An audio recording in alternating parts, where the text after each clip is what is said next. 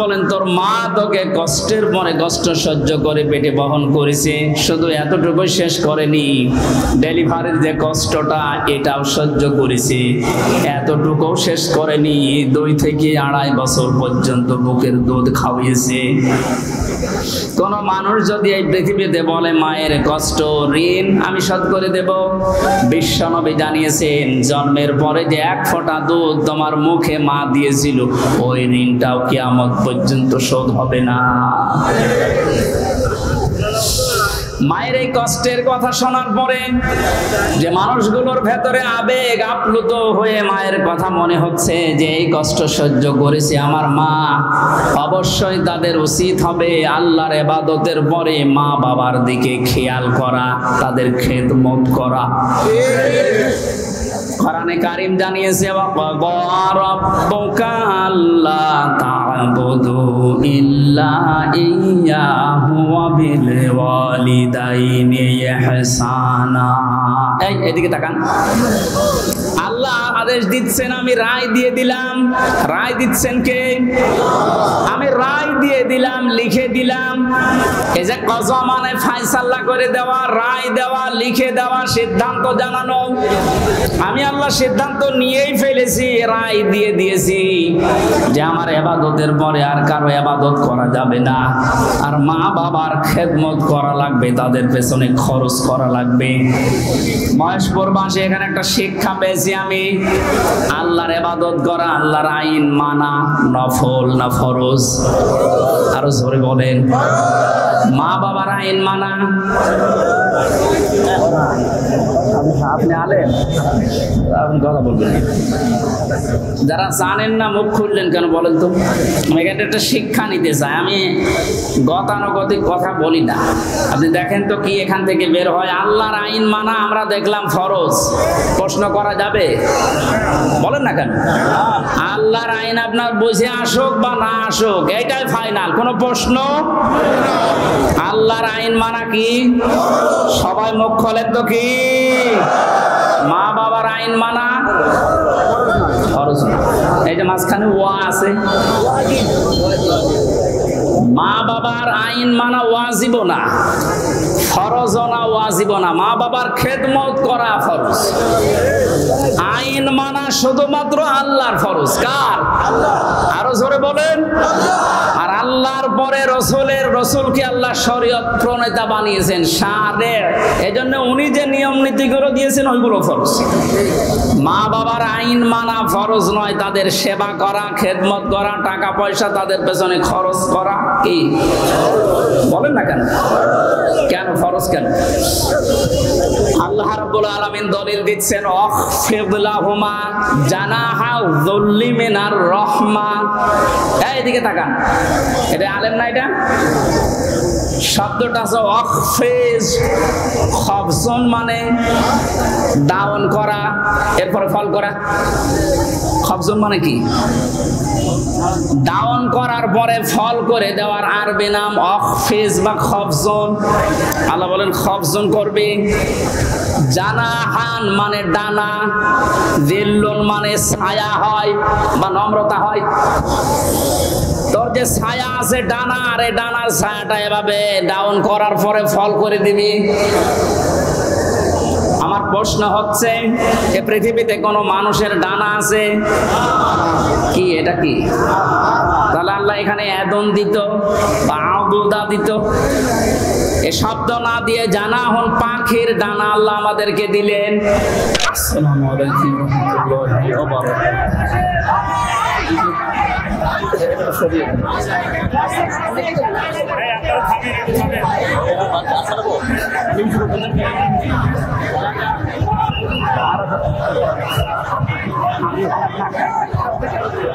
থাকবেন তো, এটা করে যাবেন তো। ঠিক আছে, 5 আড়াই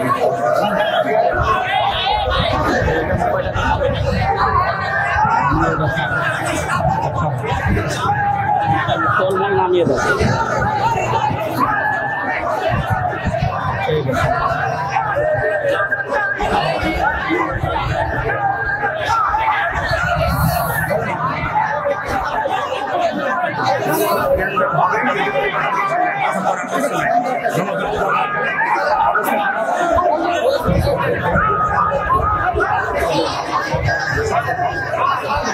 বসো না কেন, এখানে বসতে বলো।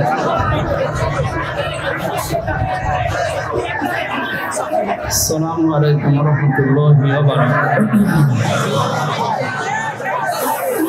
আলহামদুলিল্লাহি রাব্বিল মাশরিকাইন ওয়া রাব্বিল মাগরিবাইন আল্লাযী খালাকা কুল্লা শাইইন যাওজাইন ওয়া আওজাবা আলাইনাল ইহসানা বিল ওয়ালিদাইন ওয়া নাশহাদু আন লা ইলাহা ইল্লাল্লাহু ওয়াহদাহু লা শারীকা লাহু ওয়া আশহাদু আন্না মুহাম্মাদান আবদুহু ওয়া রাসূলুহু সাইয়্যিদুল কাওনাইন সাল্লাল্লাহু আলাইহি ওয়া আলা আলিহি ওয়া আসহাবিহি ওয়া আতবাইহি আজমাইন লা ইলাহা ইল্লাল্লাহু ফিত তারফাইন فقد قال الله تعالى في كلامه المجيد وبرهانه التوحيد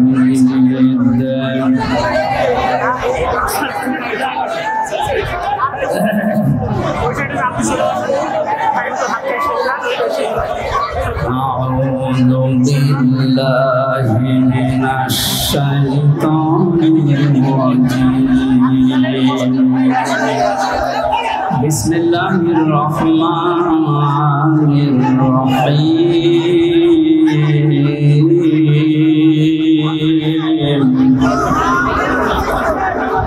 فأما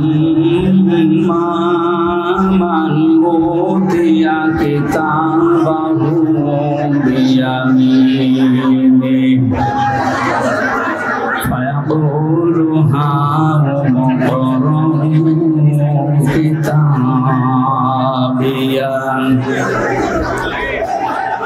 إني ظننت أني ملاق حسابيا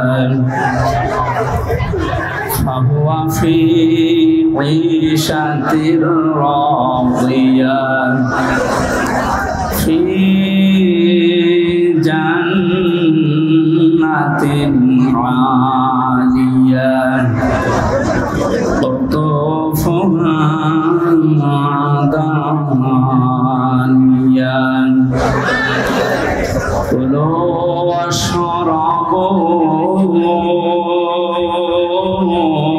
هنيئا بما أسلفتم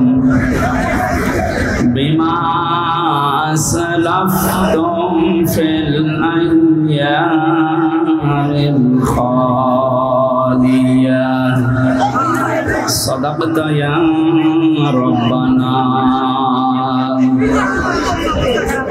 عن أبي هريرة رضي الله تعالى عنه قال قال النبي صلى الله عليه وسلم ما تزال قدم بني آدم عبدي يوم القيامة حتى يسأل عن 50 عن عمره فيما أفنى وعن شبابه فيما أبلى وعن ماله من أين اكتسبه وفيما أنفقه وعن علمه ماذا عمل فيه. متفق عليه. وقال تعالى في شان رسوله إن الله وملائكته يصلون على النبي يا أيها الذين آمنوا صلوا عليه وسلموا تسليما. اللهم صل على سيدنا. এটা এটাকে ঘুরিয়ে দেন তো, আমার কানের দিকে এটা ঘুরিয়ে দেন, মাইকটা কানের দিকে ঘুরিয়ে দেন।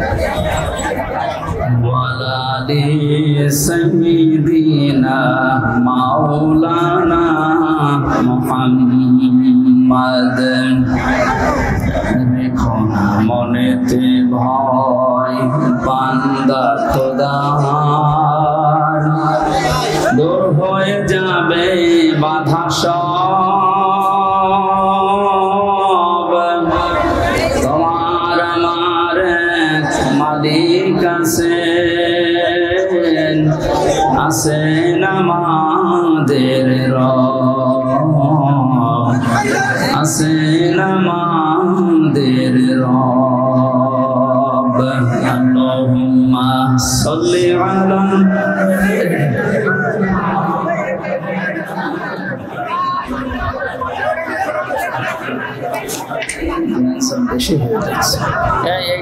এই সাউন্ড বক্সটা নিচে নামিয়ে দিন,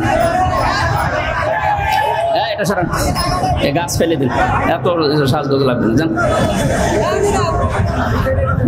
এটা নিচে নামিয়ে দিন তো, এটা নিচে নামিয়ে দিন, হ্যাঁ দেন, তার দেখে নামিয়ে, তার দেখে নামিয়ে, ওই নিচে নামিয়ে দেন এক জায়গায় দেন। আচ্ছা ভাই সেটাই পেছনে দাও, ওর পেছনে দাও, ওর পেছনে দাও, দাও দাও দাও দাও, এই ফ্যানের বলে দাও, কথা বলা যাবে না ভাই।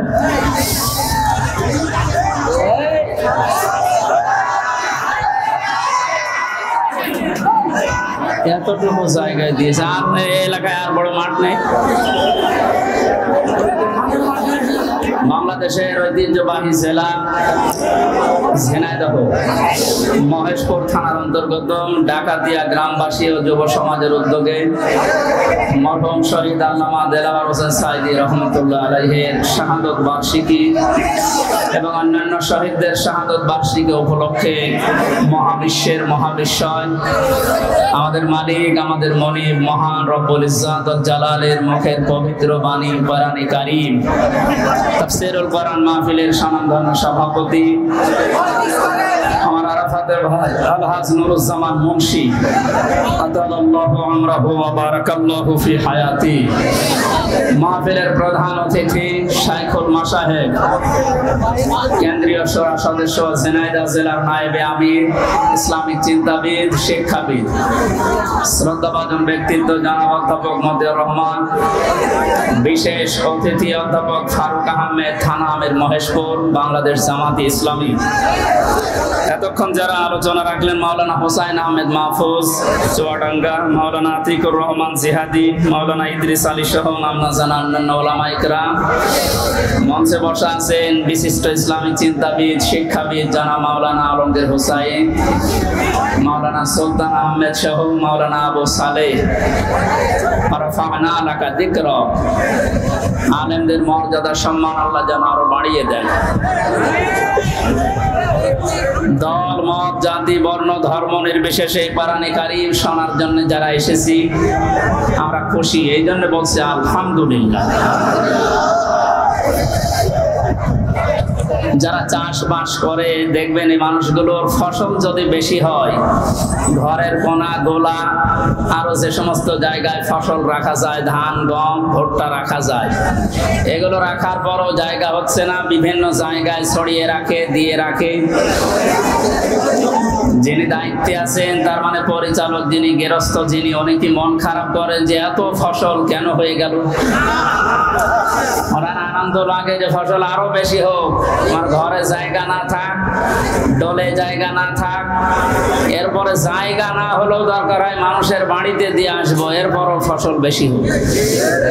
তাফসীরুল কোরআন মাহফিল মহেশপুরবাসী যা সাজিয়েছে, ওরা মনে করেছিল মানুষগুলো এত আসবে না, তারপরও যাই এসেছি, বাড়িওয়ালা যারা যারা দায়িত্বে আছে কমিটির, এরা নারাজ না, এরা আরো খুশি যে আরো হোক। যদিও আমরা বিভিন্ন জায়গায় রাখার পর দেখেন গাছের উপরে, বাঁশের উপরে। কালকে যেখানে ছিলাম এই বাগেরহাট, ওখানে ওরা ১-১.৫ মানুষের আয়োজন করেছিল। লক্ষাধিক মানুষ হওয়ার কারণে মানুষের চাপে কারেন্টের তার খুলে জায়গায় একদম মারা গেছে। আজকে যেন এরকম আবার কোনো দুর্ঘটনা না ঘটে। তারপরও এই বাড়িওয়ালার মতো এইটাও কারেন্টের তার ভাই, খুব সাবধানে থাকবেন। যারা গাছে বাসে বিভিন্ন জায়গায় বসে আছেন খুব সাবধানে থাকেন। আমরা বেশি সময় না, ঘন্টাখানিক তাফসীরুল কোরআন মাহফিলে কথা বলবো ইনশাআল্লাহ। ওয়া মা তাওফীকি ইল্লা বিল্লাহ। এই ময়দানটা এখন আমাদের জন্য মরণের পরে যেন সাক্ষী হয় সেই ব্যবস্থা আজকে আমরা করে নিয়ে যেতে চাই ইনশাআল্লাহ। মরণের পরে কিছু সাক্ষী আমরা কোরআন এবং হাদিস থেকে পেয়েছি, 4 প্রকার হবে। প্রথমে মানুষকে বিচার করার জন্য আল্লাহ রাব্বুল আলামিন যখন তুলবেন, প্রথমে তার মুখের উপরে মোহর লাগিয়ে দেবেন। তার হাত এবং পাও অন্যান্য অঙ্গ প্রত্যঙ্গ আল্লাহর সাথে কথা বলবে। সূরা ইয়াসিনের 65 নম্বর আয়াতে আল্লাহ জানিয়েছেন, আল ইয়াউমা নাখতিমু আলা আফওয়াহিহিম ওয়া তুকাল্লিমুনা আইদিহিম ওয়া তাশহাদু আরজুলুহুম বিমা কানু ইয়াকসিবুন। জোরে বলেন আল্লাহু আকবার। আল্লাহ পাক বলেন, আজকের এই দিনে তোমার মুখ আমি সেলাই করে দিলাম, মুখে মোহর লাগিয়ে দিলাম, তোমার হাত এবং পা অন্যান্য পতঙ্গগুলো আমি আল্লাহর কাছে তোমার বিরুদ্ধে পক্ষে সাক্ষী দেবে। এই জন্য এই সাক্ষীটা আমরা যেন ঠিক রাখি। আমাদের হাত, আমাদের পা, অঙ্গ প্রত্যঙ্গ যেন কিয়ামতে ময়দানে মহাশারে আমাদের বিরুদ্ধে চলে না যায়। এমন এমন কাজে হাত দিয়ে করা দরকার, এমন এমন কাজে পা দিয়ে করা দরকার, কিয়ামতে যেন এটা আমার পক্ষে দাঁড়িয়ে সাক্ষী দিয়ে আমাকে জান্নাত পর্যন্ত পৌঁছিয়ে দেয়।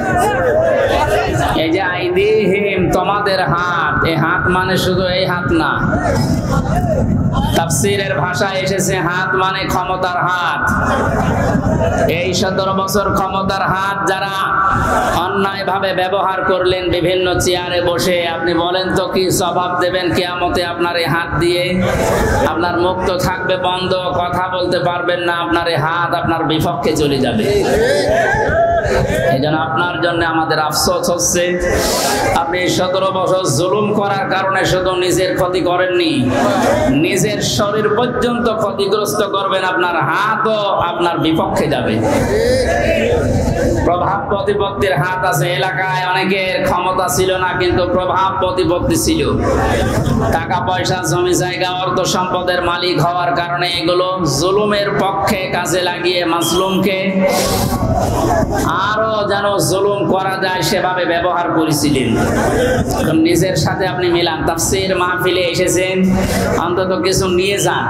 আপনার মনের পরিবর্তন যদি কোরআন ঘটাতে না পারে, যেহেতু কিয়ামত পর্যন্ত হেদায়েতের বাণী নিয়ে আর কোনো কিতাব আল্লাহ পাঠাবেন না, সুতরাং এর কথা শুনে আপনাকে হেদায়েত পাওয়া লাগবে। আল্লাহ যেন আপনাকে পরিবর্তন হওয়ার তৌফিক দান করেন, আমিন। এরপরে যে সমস্ত হাতের কথা আছে, এমনকি শরীরের এই হাতও এর ভেতরে আছে। এই হাত দিয়ে আমরা এমন কোন কাজ এখন থেকে মরণ পর্যন্ত আর না করি যেন আমার বিপক্ষে গিয়ে আমাকে আবার জাহান্নামে নিয়ে যায়।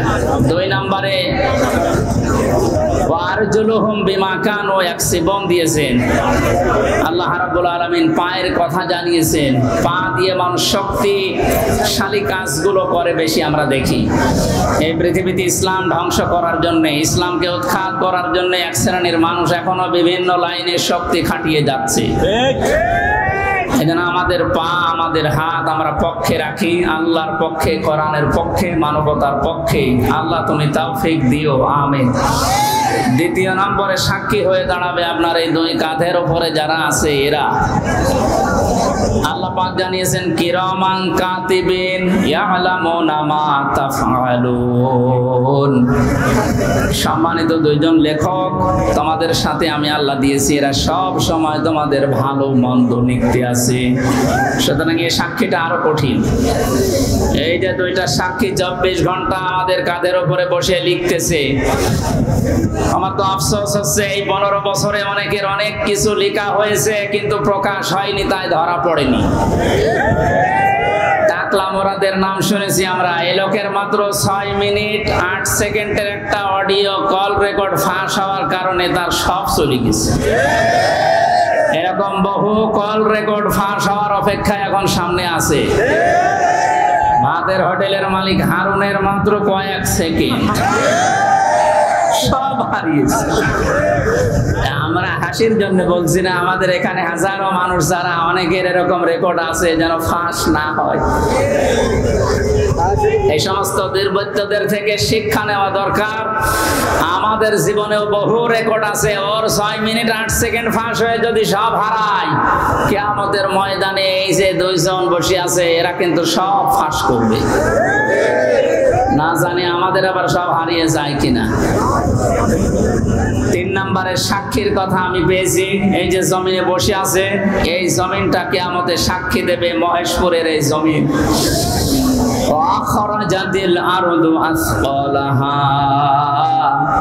আল্লাহ পাক বলেন মাটির ভেতরে যা আছে সব সেপাল, সবগুলো বোঝা জমিন সেদিন বের করে দেবে।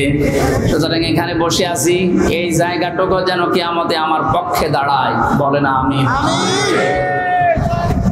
এরপরের সাক্ষী হচ্ছে আল্লাহ আমার আমল নামা, যেটা আজকের তেলাওয়াতকৃত আয়াত দিয়ে আমরা যেটা আরম্ভ করবো ইনশাআল্লাহ। সূরা বনী ইসরাইলের 14-15 নম্বর আয়াতে আল্লাহ জানিয়েছেন, ইকরা কিতাবাকা কাফা বিনাফসিকা আল-ইয়াওমা আলাইকা হাসিবা।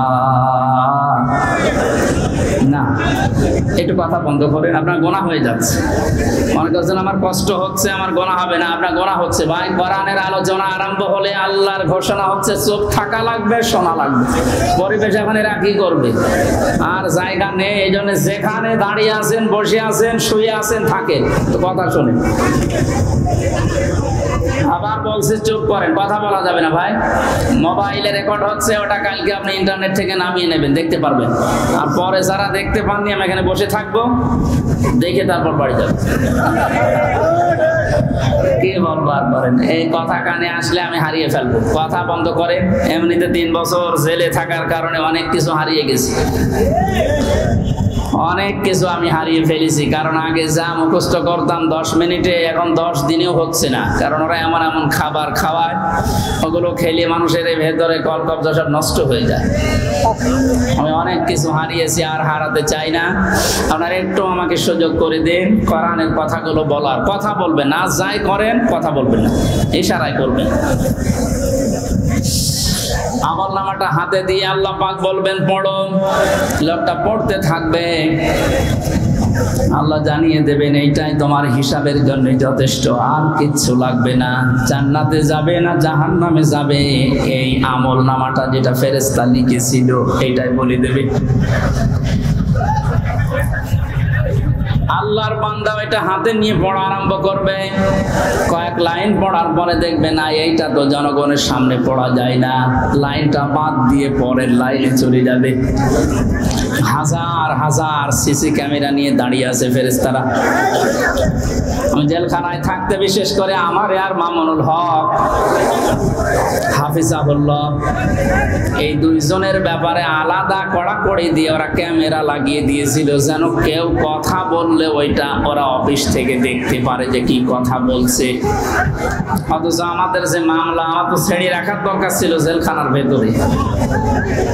এই ঠনকো মামলা দিয়ে এত কঠিন কঠিন অবস্থায় নিয়ে গেছে, মানুষ এমনি টেনশনেই হাফ হয়ে যাওয়ার কথা।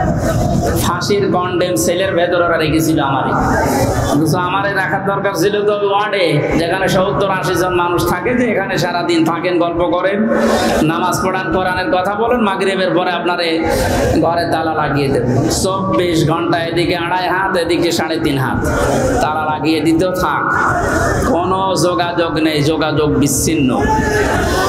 এই কঠিন অবস্থায় রাখার কারণে আমি বাস্তবতা একটা জিনিস টের পেয়েছি।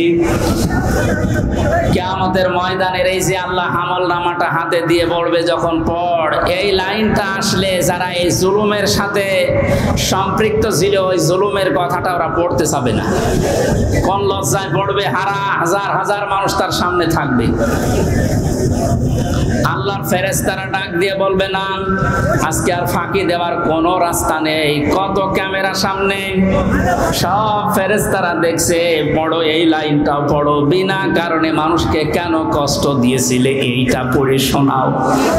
যারা কষ্ট দিলেন এই 17 বছর, হাজার হাজার লক্ষ লক্ষ মানুষকে, আপনার বিবেকের কাছে বলেন তো, আপনি কি পড়তে পারবেন কিয়ামতে ওই লাইন? পারবেন না।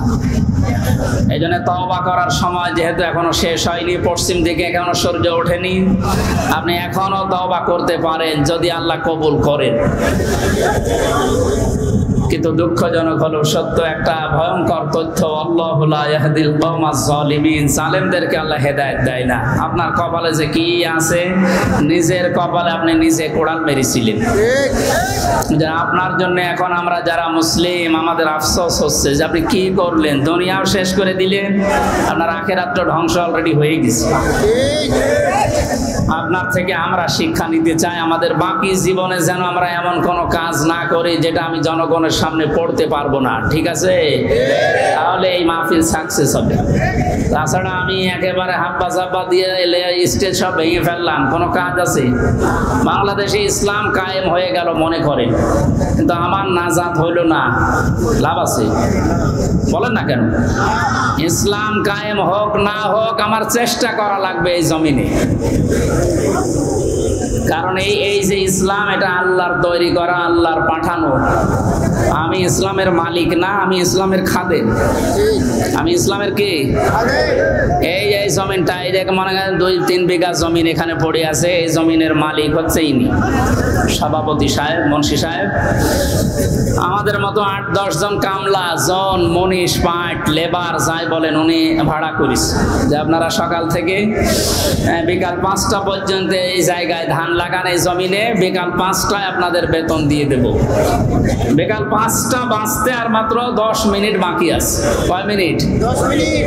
8-10 জন মস্তান এসেছে মোটরসাইকেল নিয়ে, বড় বড় ছড়ি নিয়ে, সোনার ছেলেরা এখন যেটা ব্যবহার করতো, যেটা এখন পাওয়া যাচ্ছে, এইটা এখন নিয়ে এসে বলছে ধান আমরা লাগাতে দেব না, ধান লাগিয়েছেন যা আরো তুলে ফেলবো। আমরা যারা আছি কামলা হিসাবে যারা কাজ করছি, একেবারে ছেড়ে দিলে হবে? তাহলে বেতন পাওয়া যাবে? ওদেরকে বলবো ভাই, এ জমিনের মালিকও আমরা না, এ ধানের মালিকও আমরা না, আমরা কামলা, আমরা হচ্ছে জন, লেবার যাই বলেন, আমরা খাদেম, কাজ করছি, বিকাল 5টায় বেতন দিয়ে দেবে। এখনো 10 মিনিট বাকি আছে। আপনারা ধান যদি তুলে ফেলতে চান, ফসল নষ্ট করতে চান, 10 মিনিট পরে তুলেন। অবশ্য ঠিক এইরকম কামলা নেওয়া যায় না? ঠিকই বলিস, কারণ জমি তো আমার না, এ ধানও আমার না, তুলে ফেলেন, আমার অসুবিধা নেই, 10 মিনিট পরে। আমার বেতনটা আগে বিকাল 5টায় নিয়ে নিই। বিকাল 5টা বাজার আগে কিন্তু এ ধান আমি তুলতে দেব না, যারা 10 জন কামলা আছি। যদি তুলতে চাই এরপরও মস্তানরা কটা কাটাকাটি হবে না, মারামারি, রক্তপাত, যদি মেরে ফেলা লাগে। কারণ আমার টার্গেট কি? বেতন। টার্গেট কি?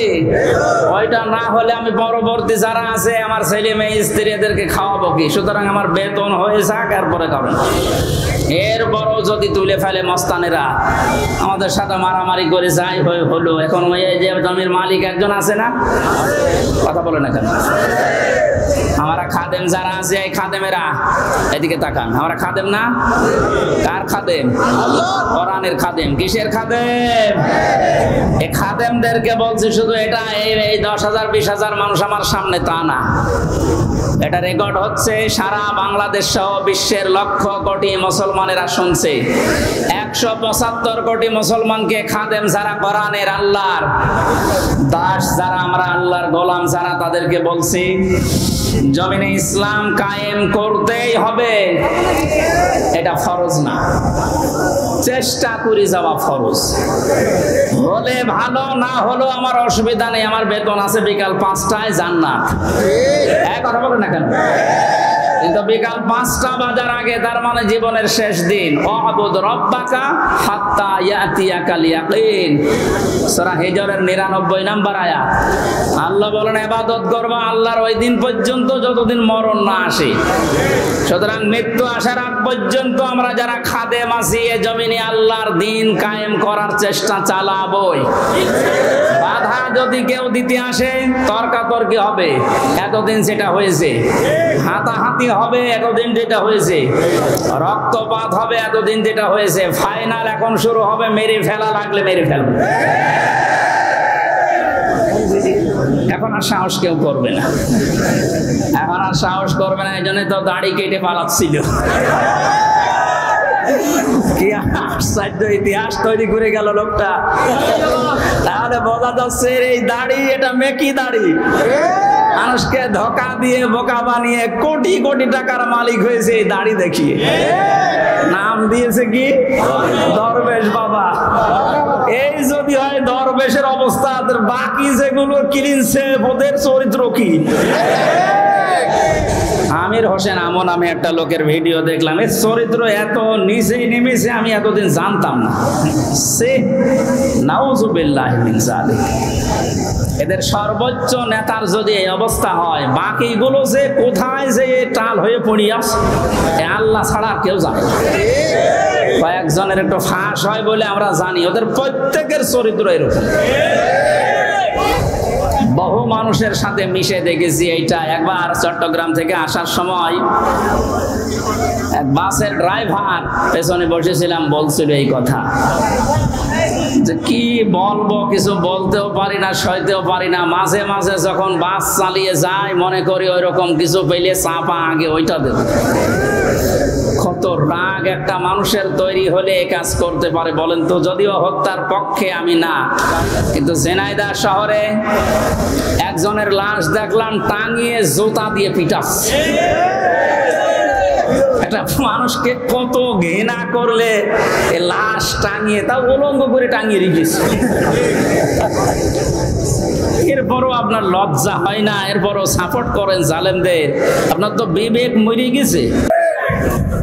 এতক্ষণ মাওলানা হোসাইন আহমেদ অনেক কথা বলেছে, সর্বশেষ কথা ছিল আয়না ঘর নিয়ে। এই কথা শুনলে অনেকে মনে করছে আয়না ঘর মানে চারিদিকে আয়না দেওয়া। কোনো আয়না নেই, কোনো আয়না নেই। আমি তো রিমান্ডে 10 দিন ছিলাম, কোনো আয়না নেই। যে অবস্থা তৈরি করেছেন আপনি, এর সাথে জড়িত যারা প্রধান থেকে শুরু করে নিম্ন পর্যন্ত, একটাকেও ক্ষমা করার মতো না। কারণ এরা ক্ষমার অযোগ্য হয়ে গেছে। ক্ষমা পাওয়ার জন্য যে যোগ্যতা দরকার এদের ভেতরে সেটা নেই। সুতরাং যারা বলছেন এদেরকে ক্ষমা করে দিলে হয় না, না, কিসের ক্ষমা? আপনি ব্যারিস্টার আরমান, যিনি তার স্ত্রী 8-9 বছর পর্যন্ত অপেক্ষায় ছিল, উনি আজকে একটা ভিডিও বার্তা পাঠিয়েছে যে আমি আশা ছেড়ে দিয়েছিলাম যে আমার পরিবারস্থ লোক মনে হয় আমি আর দেখতে পারবো না, কিন্তু আমার পরিবারের লোক আমার আশা ছাড়েনি। আপনি এই দৃশ্যটা একটু সামনে নিয়ে নিজের সাথে মিলান তো। আপনার জীবনেও কোনোদিন জালেমদের ক্ষমা করতে মনে চাইবে? কখনো চাইবে না। মানে বাস্তবতা টের পাচ্ছেন না, তাই 5 দিন 7 দিন 10 দিনে আপনার অবস্থা এরকম হয়ে গেছে। 8 বছর 10 বছর 12 বছর 14 বছর একজনকে মাটির নিচে এক ঘরের ভেতরে পচা খাবার দিয়ে আটকিয়ে রেখেছেন। আপনার বিবেক বলে কিছু আছে? আপনি জানোয়ার চাইতো খারাপ। মনে করলাম তাফসীর করবো কি করে, দৃশ্যগুলো সব এখন চোখের সামনে ভাসতেছে।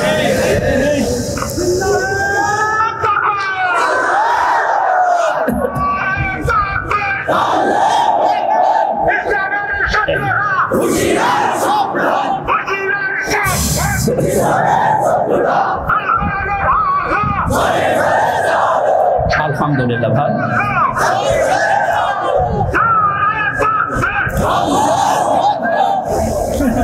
আমার ভাইরা, কোরআনে কারিমে আল্লাহ পাক জানিয়েছেন মায়াশফা শাফাআতান হাসানাতান ইয়াকুল লাহু নাসীবুম মিনহা ওয়া মায়াশফা শাফাআতান সাজ্জিয়াতান ইয়াকুল লাহু কিফলুম মিনহা ওয়া কানা আল্লাহু আলা কুল্লি শাইইন মুকিতা।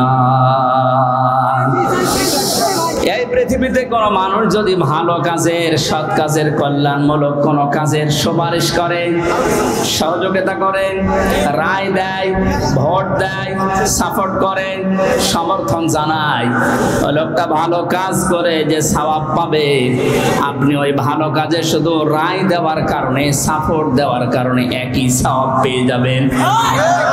সুতরাং এই সুযোগ কিন্তু সামনে আসতেছে, ভালো কাজ করা যায় যে সমস্ত মানুষের দ্বারা। আপনি যদি ওই জায়গায় যেতে না পারেন, যারা ভালো কাজ করবে এদেরকে আপনি অন্তত সাপোর্ট দিয়ে সহযোগিতা করে রায় দিয়ে হলেও এগিয়ে যাবেন। অনেকটা ভালো ভালো কাজ করে যত সওয়াব কিয়ামতে নিয়ে উঠবে, আপনি শুধু রায় দেওয়ার কারণে কিয়ামতে ওই সওয়াব নিয়ে উঠতে পারবেন। পরবর্তী শব্দ দেখেন, ওমাই ইয়াশফা শাফাতান সাজ্জিয়াতান ইয়াকুল্লাহু কিফলুম মিনহা। কোন মানুষ যদি অন্যায় কোনো কাজ করে আর ওই কাজে যদি কেউ সাপোর্ট দেয়, রায় দেয়, ভোট দেয়, সমর্থন জানায়, খুশি হয়, ওই লোকটা অন্যায় করার কারণে যা পেয়েছে আপনি শুধু খুশি হওয়ার কারণেই তাই পাবেন। এত জুলুম নির্যাতন দেখার পরও যদি কোনো মানুষ জালেমের পক্ষে রায় দেয়, ওই জালেম কিয়ামতে যেভাবে উঠবে আপনাকে আল্লাহ ওইভাবেই তুলবে। আপনাকে আমি বাঁচাতে চাই, আপনি তো অত বড় জালেম না, এজন্য আপনাকে আমি বাঁচাতে চাই। কোন জালেমের পক্ষে থাকবেন না। নবীজি বলেন, তোমার ভাই জালেম হোক আর মজলুম হোক তাকে সাহায্য করো। সাহাবী বলেন, হে নবী, আমার ভাই যদি মজলুম হয় তাকে তো সাহায্য করা যায়, কিন্তু জালেম হলে তাকে সাহায্য করব কিভাবে? নবীজি বললেন, তোমার ভাই যদি জালেম হয় তাকে তোমার দায়িত্ব এই জুলুম থেকে ফিরিয়ে রাখা, এইটাই তাকে সাহায্য। সুতরাং জীবন দিয়ে যে মানুষগুলো জালেমের কবল থেকে আমাদেরকে মুক্তভাবে এই দেশে বিচরণ করার সুযোগ দিয়ে গেল, এই মানুষগুলো কিয়ামতের দিন যেন শহীদ এই শব্দ নিয়ে উঠতে পারে, বলেন আমিন। ময়দানে মাহশারে আমলনামাটা, কিতাবটা যখন আপনার হাতে আল্লাহ তুলে দেবে, বলবে তুমি নিজেই যথেষ্ট, জান্নাতে যাবে না জাহান্নামে যাবে। আমি আমার ঈমান থেকে কথা বলছি, কারো দিকে না তাকিয়ে এবার নিজের দিকে আয়াতের সাথে মিলিয়ে বলেন তো, এখনই যদি মারা যান আর এই বইটা যদি আপনার সামনে তুলে ধরে বলে, বল হামজা তুই এইটা পড়ে যা, জান্নাতে যাবি না জাহান্নামে যাবি? কাবা শরীফ যখন তাওয়াফ করে মানুষ, আমি 16 সালে গিয়েছিলাম, গত বছরও গিয়েছি, বাস্তবতায় যেটা দেখলাম, ষষ্ঠ চক্করে মানুষ একটা দোয়া পড়ে আল্লাহর কাছে, আল্লাহুম্মা ইন্না আলাইয়া হুকুকান ফীমা বাইনি ওয়া বাইনিকা। কাবার সামনে নিয়ে বলে, রব্বুল আলামিন তুমি আমার মালিক, আমি তোমার গোলাম, তোমার ভেতরে আমার ভেতরে বহু দেনা পাওনা আছে, আমি বান্দা হিসাবে, দাস হিসাবে, গোলাম হিসাবে যা যা পাবো তুমি সেই বীর্য থেকে শুরু করে হামজা বানিয়ে সব দিয়ে দিয়েছো। আমি উল্লেখ করার মতো কিছু ছিলাম না। হাল আতা আলাল ইনসানি হিনুম মিনাদ দাহরি লাম ইয়াকুন শাইআম মাযকুরা। মানুষ কি একটু চিন্তা করে না যে জন্মের আগে, এই পৃথিবীতে আসার আগে উল্লেখ করব এমন কোন বিষয় লোকটা ছিল না? আজকে সভাপতির নামের নিচে দেখলাম লেখা বিশিষ্ট ব্যবসায়ী আলহাজ নুরুজ্জামান মুন্সি, কত সুন্দর নাম দিয়ে পেছনে ডিগ্রি লাগিয়ে দিয়েছে, উনি এই কাজ করি খায়। বয়স যদি এখন 60 বছর হয়, 61 বছর আগে এই নাম গন্ধ পৃথিবীর মানুষ জানতো? বলেন শুধু এতটুকুই না, বাবার বীর্য যখন মায়ের রেহেমের ভেতরে দ্রুত গতিতে পাস হয়, আল্লাহ পাক বলেন ওই দিকে একটু তাকাও, ফালিয়ানজুরিল ইনসানু মিম্মা খুলিকা মিম্মা ইন দাফিকি ইয়াখরুজু মিন বাইনিস সুলবি ওয়াত তারাইব। মানুষকে নজর করে দেখে না কি জিনিস দিয়ে তাকে বানালাম। বাবার স্ফলিঙ্গ দিয়ে দ্রুত গতিতে বের হয়ে যাওয়ায় না পাক পানিটা মায়ের রেহেমের ভেতরে জমা হয়। এই যে সলবন এবং তারাইব দিয়েছেন আল্লাহ। সলবন বলা হয় বাবার লজ্জাস্থান, তারাইব বলা হয় মায়ের লজ্জাস্থানকে। এই দুইটা শব্দ আমি তাফসীরের ভেতরে ব্যাখ্যায় পেয়েছি। আল্লাহ বাবার ক্ষেত্রে এক বচন দিয়েছেন, মায়ের ক্ষেত্রে বহু বচন দিয়েছেন। কেন দিলেন? তাফসিরে তাবারি মুফাসসিরে আয়াতের এই সলবনাত তারাইবের ব্যাখ্যা করতে গিয়ে লিখেছেন, পৃথিবীতে মানুষকে নিয়ে আসতে বাবার চাইতে মায়ের কমপক্ষে 3 গুণ কষ্ট বেশি হয়। এটা এখানে যত পুরুষ মানুষ আছি আমরা, সর্বোচ্চ 45 ইউনিট কষ্ট যদি আমাদের শরীরের ভেতরে কেউ এনে দেয়, আমি সঙ্গে সঙ্গে মারা যাবো, আর সহ্য করতে পারবো না। বিজ্ঞান জানিয়েছে পৃথিবীতে হামজাকে দুনিয়ায় আনতে তার মায়ের কমপক্ষে 57 ইউনিট কষ্ট সহ্য করা লেগেছে। 45 আসলে আমরা মারা যাব, অথচ উনি সহ্য করেছিলেন 57 ইউনিট। প্রতিটি জিনিস পরিমাপ করার একটা যন্ত্র আছে, কষ্ট মাপ দেওয়ার জন্য একটা যন্ত্র আছে, এটা ইউনিট দিয়ে মাপা লাগে। এই যে এই প্যান্ডেলটা যদি আপনাকে আমি মাপ দিতে বলি, দাড়ি পাল্লায় তুলে দেবেন কি দিয়ে? ফিতা লাগবে, গজ লাগবে, টেপ বলেন, এটা দিয়ে মাপতে দিলে আপনি মাপতে পারবেন এটা কয় গজ। পৃথিবীতে প্রতিটি জিনিস মাপার আলাদা আলাদা যন্ত্র আছে না নেই? কষ্ট মাপার জন্য 45 থেকে 57 আপনি হিসাব করেন। এতগুলো কষ্ট সহ্য করার পরেও শুধু শেষ করেননি।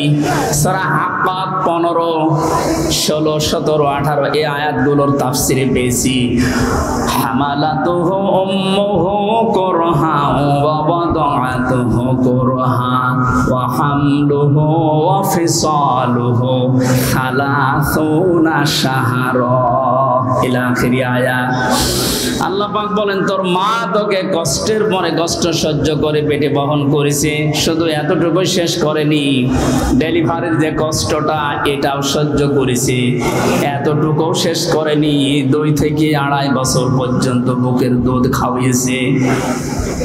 কোন মানুষ যদি এই পৃথিবীতে বলে মায়ের কষ্ট ঋণ আমি শোধ করে দেব, বিশ্বনবী জানিয়েছেন জন্মের পরে যে 1 ফোঁটা দুধ তোমার মুখে মা দিয়েছিল, ওই ঋণটাও কিয়ামত পর্যন্ত শোধ হবে না। মায়ের এই কষ্টের কথা শোনার পরে যে মানুষগুলোর ভেতরে আবেগ আপ্লুত হয়ে মায়ের কথা মনে হচ্ছে যে এই কষ্ট সহ্য করেছে আমার মা, অবশ্যই তাদের উচিত হবে আল্লাহর ইবাদতের পরে মা বাবার দিকে খেয়াল করা, তাদের খেদমত করা। কোরআনে কারীম জানিয়েছে, ওয়া রাব্বুকা আল্লা তা'বুদু ইল্লা ইয়্যাহু ওয়া বিল ওয়ালিদাইনি ইহসানা। এই এদিকে তাকান, আল্লাহ আদেশ দিচ্ছেন, আমি রায় দিয়ে দিলাম। রায় দিচ্ছেন কে? আমি রায় দিয়ে দিলাম, লিখে দিলাম। এই যে কজা মানে ফায়সালা করে দেওয়া, রায় দেওয়া, লিখে দেওয়া, সিদ্ধান্ত জানানো। আমি আল্লাহ সিদ্ধান্ত নিয়েই ফেলেছি, রায় দিয়ে দিয়েছি যে আমার ইবাদতের পরে আর কারো ইবাদত করা যাবে না, আর মা বাবার খেদমত করা লাগবে, তাদের পেছনে খরচ করা লাগবে।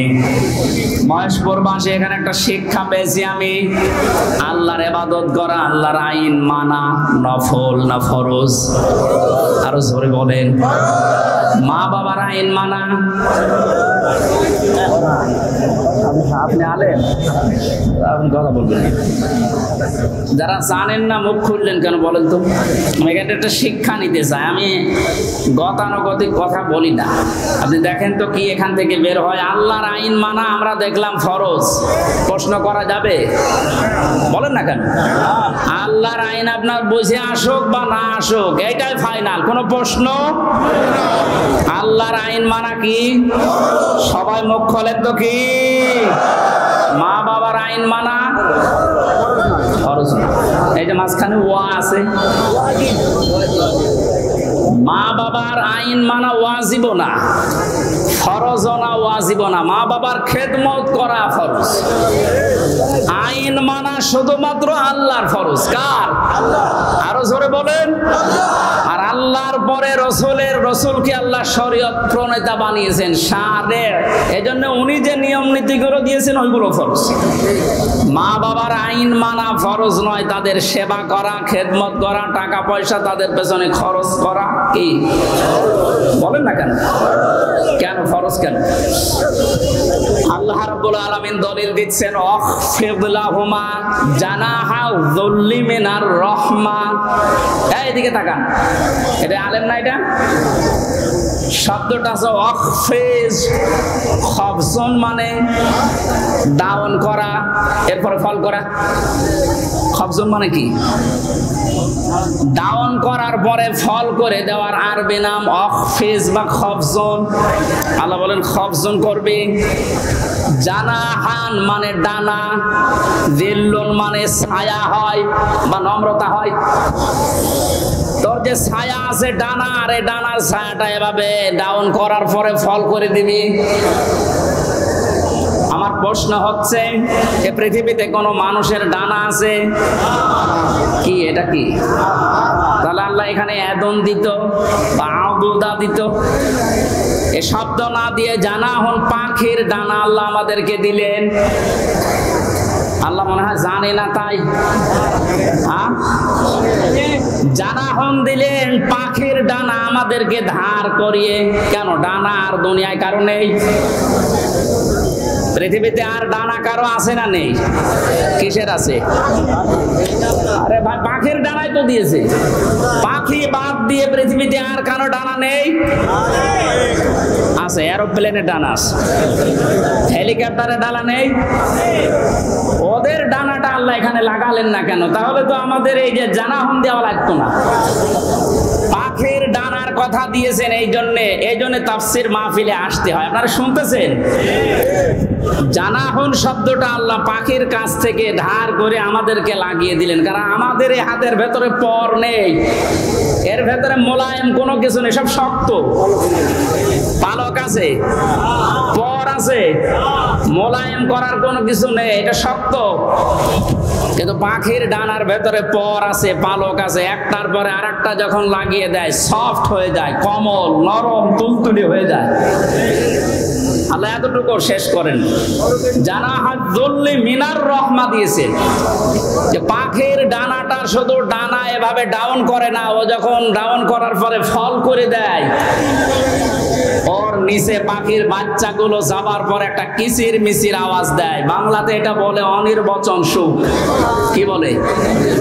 একটা অনির্বচন সুখ অনুভব করার কারণে ভেতর থেকে আওয়াজ হয় কিচির মিচির। আমরা মনে করি কিচির মিচির না, এ আনন্দটা, এ আওয়াজটা পাওয়ার জন্য না। কি করে কি হয়? আপনারা সব পিছান তো, এত আস্তে পিছালে হবে না, আরো পিছান, পিছান, আরো পিছান, আরো পিছান, আরো এক হাত যান। চেয়ার সরানো লাগবে না, তুমি নিজে সরো।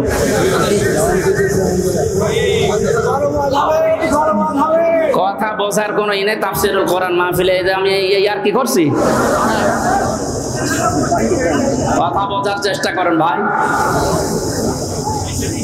আল্লাহ রাব্বুল আলামিন পাখির ডানাটা এই জন্যই দিয়েছেন মানুষকে বোঝাতে। পৃথিবীর বান্দা বান্দিরা, তোমার মার বাবা যখন শেষ বয়সে চলে যাবে, তারা যেন তোমার এই পাখির ডানার মতো হাতের যে ছায়া, এর নিচে পড়ার পরে যেন একটা আনন্দ অনুভব করে যে আমার হামজা থাকতে অন্তত আমার আর কোনো চিন্তা নেই। মহেশপুরবাসী কত আলেম এখানে বসে আছে, হাজারো মানুষ আমরা। বলেন তো আমাদের মা আর বাবা এখন শেষ বয়সে এসে এইটা বলার মতো স্কোপ পাচ্ছে? পাচ্ছে না। আল্লাহ রাব্বুল আলামিন মায়ের কথা 3 বার দেওয়ার জন্য তারা এই বহুবচন দিলেন, আর বাবার কথা 1 বার দিয়েছেন। আমি যেটা পর্যন্ত এটা নিয়ে এসেছিলাম, নেই থেকে শুরু করে এ পর্যন্ত যিনি নিয়ে আসলেন, কারো সাহায্য যার লাগেনি। মার বাবার এই যে স্ফলিঙ্গ দিয়ে নাপাক পানিটা দিয়ে তাফসীরে পড়েছি, আল্লাহ 8টা জিনিস বানিয়েছিলেন: রক্ত, গোশত, চর্বি আর চামড়া, চুল, রগ, হাড় আর পর্দা। 8টা জিনিস যখন মায়ের রেহেমের ভেতরে এক হয়ে যায়, আল্লাহ পাক তখন ফেরেশতাদেরকে বলে, আমি আল্লাহ আমার রব নামের কারণে 5টা জিনিস একে দান করব। ওয়াজআলা লাকুমুস সামআ ওয়াল আবসারা ওয়াল আফইদা ইলা আখিরিল আয়া। সূরা নাহলের ৭৮ নম্বর আয়াতের মাঝের অংশে আল্লাহ জানিয়েছেন শ্রবণ শক্তি, দর্শন শক্তি, বাক শক্তি, আকল শক্তি আর ঘ্রাণ শক্তি, এই পাঁচটা আমি আল্লাহ নিজে তাকে দান করেছি। একটাও যদি কম দিতাম দুনিয়ায় আসতো ওই লোকটা কিন্তু অপূর্ণাঙ্গ হয়ে। এখানে অনেকাংশ মানুষ আমরা সব পূর্ণাঙ্গ মানুষ, কয়েকজন হয়তো আছে বিকলাঙ্গ, অন্ধ, ন্যাংড়া, কিন্তু হাজারো মানুষ আমরা সব পূর্ণাঙ্গ মানুষ। আল্লাহ নিজের পক্ষ থেকে একটাও যদি কম দিত তো কি অবস্থা হতো সারা জীবন আপনি ভাবেন। আল্লাহ পাক এই জন্যই জানিয়েছেন, হে পৃথিবীর মানুষেরা, নেই থেকে শুরু করে উল্লেখ করার মতো একটা জায়গায় ধরে নিয়ে আসলাম, এরপরও আমার সাথে ধর নাফরমানি কমে না। কাইফা তাকফুরুনা বিল্লাহি ওয়া কুনতুম আমওয়াতান ইলা আখিরি আয়াত। বালাগাত মান্তিক যারা পড়ায় বা জানে, কাইফা শব্দটা 11টা বিষয়ের আগে আল্লাহ ব্যবহার করেন। কাইফা শব্দের প্রথম ব্যবহার হচ্ছে মান্তিকের কায়দায়। আল্লাহরও বিশ্বাস হতে চায় না এমন জায়গাকে আল্লাহ কাইফা দিয়ে শুরু করেন। এটা এতক্ষণ যেটা বলছিলাম, বীর্য থেকে শুরু করে এ পর্যন্ত আনার পেছনে কারো কোনো অবদান নেই। মার বাবা শুধু এক বিছানায় ছিল, এতটুকু তাদের কাজ। বাকি যা করার বলেন তো কে করেছে? এই মানুষ এখান থেকে হামজা পর্যন্ত হবার পরে যখন নাফরমানি করে, তখন আল্লাহ কাইফা শব্দ দিয়ে শুরু করেছে যে কি করে নাফরমানি করে আমারও বিশ্বাস হয় না। কাবার গেলাপ ধরে মানুষ কিন্তু ষষ্ঠ চক্করে এইটাই বলে এসেছি আমরা, রব্বুল আলামিন আমি তোমার গোলাম হিসাবে, বান্দা হিসাবে বহু কিছু আমাকে তুমি দিয়েছো, ওই যে বীর্য থেকে এ পর্যন্ত, কিন্তু তুমি আমার মালিক হিসাবে আমার তো কিছু দেওয়া দরকার। আমি তো কিছুই তোমার আজ পর্যন্ত দিতে পারলাম না। তবে একটা জিনিস আমার আছে বুঝি, তোমার ওই রহমান, ওই গাফফার, ওই গফর নামের খাতিরে এই কাবা সামনে নিয়ে বলছি আমার মাফ করে দাও। এই জন্য যারা তাওবা করার জন্য এখনো রাজি হননি, এখনো পর্যন্ত শয়তানের ধোঁকায় পড়ে আছেন, সুযোগ আছে, আপনারা আশা করছি ফিরে আসবেন। আল্লাহ রাব্বুল আলামিন এই যে রাত 12টার পরে তাহাজ্জুদের সময়ে প্রথম আসমানে এসে আপনাদের মতো আমাদের মতো মানুষকে ডাক দিয়ে বলবো, আসো ক্ষমা চাও, ভুল করে ফেলেছো, ক্ষমা চাও। আমরা যেন ক্ষমা চেয়ে নিজের জীবনটাকে মুহাম্মদুর রাসূলুল্লাহর উম্মতে পরিণত করতে পারি, বলেন আমিন। মহেশপুরবাসী বান্দা যখন এটা পড়তে পড়তে কিছুক্ষণ যাবার পরে দেখবে না লজ্জা লাগে, পড়ার মতো না, আল্লাহ পাক বলবেন না পড়া লাগবে। আমার তো ওই দিবসের কথা মনে হয়ে এখন আফসোস হচ্ছে, আল্লাহ আমি কি সত্যি পড়তে পারবো? আমার এই 24 সালের এটা আগস্ট মাস, যদি আল্লাহ বলে প্রথম তারিখ পর্যন্ত তোরে মাফ করে দিলাম, চা তোর কোনো হিসাব নেই, শুধুমাত্র এই যে 17 তারিখ আজকে, এই 17 দিনের হিসাব দিয়ে জান্নাতে চলে যা। যত মানুষ এখানে আপনারা আছেন বুকে হাত দিয়ে বলেন তো 17 দিনের হিসাব এখনো জোগাড় করা সম্ভব হয়নি। হাদিস পড়েছিলাম, নবীজি বলেন মা তাযালু কদামা বানি আদম আবদি ইয়াউমাল কিয়ামাতি হাত্তা ইসালান 50। কিয়ামতের কঠিন ময়দানে প্রতিটি মানুষকে আল্লাহ তার নিজের সামনে দাঁড় করাবেন, প্রত্যেককেই 5টা করে প্রশ্নের উত্তর জিজ্ঞাসা করবে। 5টা প্রশ্নের সঠিক জবাব দেওয়া ছাড়া কেউ সামনেও যেতে পারবে না, পেছনেও যেতে পারবে না, জায়গায় দাঁড়িয়ে থাকবে। শুধু মাইক ফাটিয়ে টেবিল ফাটিয়ে ফেলেন না, নিজের সাথে মিলান তো। জালেমদের কথা তো বাদই দিলাম, আমরা যারা মজলুম আছি তারা নিজেদের দিকে এই 5টা বিষয় একটু মিলাই। দোষা মিল দিয়ে উত্তর দিলে হবে না, নকল করে গোপালগঞ্জের মতো পাশ করে চাকরি পেলে হচ্ছে না। এ প্লাস পাওয়ার পর আমাদেরকে দেয় না, আর ওরা 2.5 পেয়ে চাকরি পেয়ে যাচ্ছে। কত দুর্নীতি হয়েছে আপনি টের পাচ্ছেন। বাস্তবতায় মিলিয়েছেন আপনি একবারও যে এই লোকটা নিজে আল্লাহর সামনে দাঁড়িয়ে আছে? হ্যাঁ, আপনি নিজে মনে করেন দাঁড়িয়ে যখন আছে, আল্লাহ জিজ্ঞাসা করছেন হামজা বলো তো দেখি, একটা জীবন দিয়েছিলাম 60 বছরের, এই 60 বছরে কি করলে? জবাব সঠিকটা দাও। 2 নম্বরের বিষয় আল্লাহ দিয়েছেন যুবকদের বিষয়, এবং সাবাবিহি ফিমা আবলা, একটা যৌবনকাল দিয়েছিলাম 15 থেকে শুরু করে 45 বছর, এই যে বিশাল একটা যৌবনকাল, এটা কোন কোন কাজে লাগিয়েছে বলো? আর যে যুবকদের কারণে দেশটা স্বাধীন হয়ে গেল, এই যুবকগুলো নাই পার পেয়ে যাচ্ছে। আমরা যারা যুবক আছি স্বাধীন দেশে এখনো পর্যন্ত পরিবর্তন হচ্ছে না, কি জবাব দেব বলেন? আমার কিন্তু 60 বছরের ভেতরে যৌবনকালটা ছিল। আল্লাহ আলাদা করে যৌবনকালের কথা নবীজি বললেন কেন? এই কারণে জানিয়েছে, কারণ যুবকদের দ্বারাই সব কিছু পরিবর্ধন করা সম্ভব, যেটা আমরা দেখতে পেলাম। যুবকদেরকে আমি আজকে মাহফিলে আহ্বান জানাই, শুধু এইটাই না, যেহেতু পরিবর্তন হওয়া আরম্ভ হয়েছে, সংস্কার হওয়া শুরু হয়ে গেছে, আগামীর বাংলাদেশকে ইসলামের হাতে তুলে দিয়ে আপনারা ক্ষান্ত হবে। যুবকরা যদি ইচ্ছা করে এটা করা সম্ভব কিনা বলেন তো?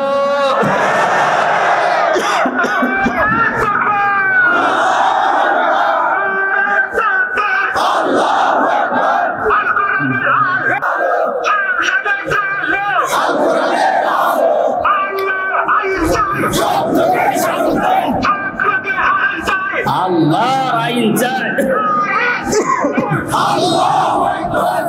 আলহামদুলিল্লাহ, তাকবীর যেন আল্লাহ কবুল করেন এবং আমাদের চোখে যেন দেখান, বলেন আমিন। আজকে এই যে শেজিয়া বাজারে আমি আয়াতটা পড়েছিলাম, কেন আপনি যখন দেখবেন যে আল্লাহর সাহায্য এসে গেছে, তখন তো বিজয় হবে। দলে দলে পালে পালে মানুষ ইসলামে প্রবেশ করছে, যেটা আমরা এখন চর্মচোখে সারা বাংলাদেশে দেখতে পাচ্ছি। একটু যাদের বিবেক আছে, একদম মরে যায়নি, তারা আজ সবকিছু ভুলে ইসলামে চলে আসছে। কারণ ইসলামের মালিক ওরা জানে যে দেশে জামাত ইসলাম, শিবির, চরমনা, এরা না, ইসলামের মালিক কে? আর যারা আমরা আছি, আমরা ইসলামের খাদেম। সুতরাং ইসলাম প্রতিষ্ঠা করতে গিয়ে, ইসলাম কায়েম করতে গিয়ে বিকাল 5টার আগে কাউকে আমরা আর ষড়যন্ত্র করতে দেব না ইনশাআল্লাহ।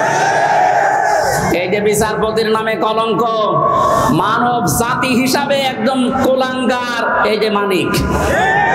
বিচারপতির নাম নিলাম এই কারণে, নাম নিয়েও গুনাহ হবে, কারণ এ মানুষের পর্যায়ে পড়ে না। ইসলামকে এই দুনিয়া থেকে মিটানোর জন্য, বিশেষ করে বাংলাদেশ থেকে যারা ভূমিকা পালন করেছে বেশি, তার ভেতরে এই অবৈধ বিচারপতি একজন। ওর কথাবার্তা শুনলে শয়তান পর্যন্ত হাসে, বলে আল্লাহ তুমি আমারে শয়তান বানিয়েছো। এটা চোখে দেখোনি? আমি মাঝে মাঝে ওরা দেখি আর ভাবি আমি তো শয়তান দেখি না, যদি দেখতাম মনে হয় এরকমই হতো, একটা টাটকা নির্ভেজাল শয়তান। সুতরাং এরকম শয়তানের অনুসারী যারা আছেন, তরিন আফরোজ থেকে বহু শয়তানকে 15 বছর দেখলাম। এখন ইসলামের যে উর্বর ভূমি বাংলাদেশে হচ্ছে, চলছে, কায়েম হওয়ার পথে, বাধা দিতে আসলে কিন্তু বিকাল 5টার আগে কোনো ছাড় নেই।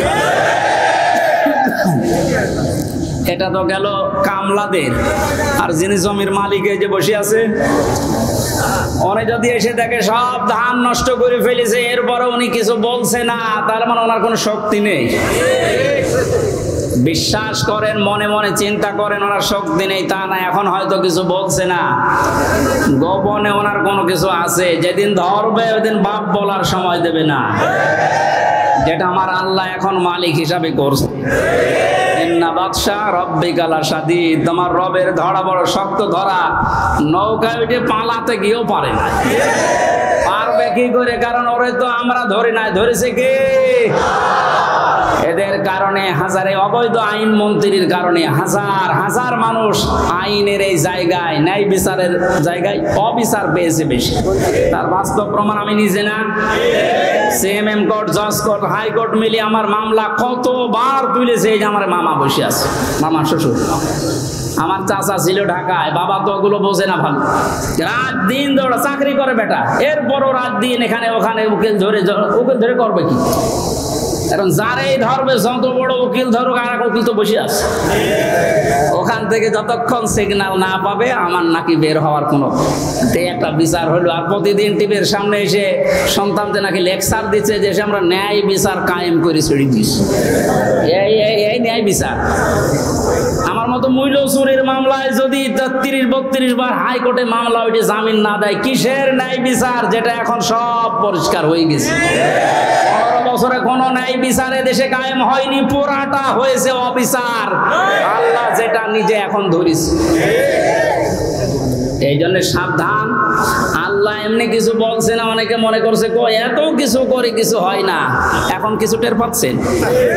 আলেমদের মাথায় দড়ি দিয়ে ছাগলের মতো গরুর মতো যখন টেনে নিয়ে যেত ওই কোর্টে, বারান্দায় দাঁড়িয়ে অনেক শয়তান দেখলাম হাসতেছে আর টিপ্পনি কাটতেছে। যে দেশে আর হুজুর নেই, আমির হামজা, এই মাওলানা মামুনুল হক এরে ধরলো, আর হুজুর নেই দেশে, তাদের কত সুন্দর সুন্দর কথা, ফেরেস্তার মতো কথা বলে, আর এরা উঠলেই শুধু রাজনীতি করে, ধরেছে ঠিকই হয়েছে। এখন আপনি টের পাচ্ছেন কি হচ্ছে? 10 দিন আগে যে লোকটা আইন পোড়া চালাতো, সেই লোকটার পক্ষে একটা উকিল পর্যন্ত এখন দাঁড়াতে রাজি না। এইটাই আল্লাহর ধরা। এটা কার ধরা? এই জন্য জমিনের মালিক যিনি, উনি যদি ধরে, বাপ বলার কিন্তু সময় পাবেন না। আমরা এখন এই আয়াতটা আল্লাহকে বলছি, আল্লাহ তুমি আমাদেরকে দেখাও যে দলে দলে মানুষ ইসলামে প্রবেশ করছে, এটা যেন আমরা দেখতে পাই, চর্ম চোখে দেখতেছি, এটা যেন আরো বৃদ্ধি বাড়ে। জোরে বলেন আমিন। কারণ জমিনে বহু মানুষ 52-53 বছর চালিয়েছে, আমরা দেখলাম না?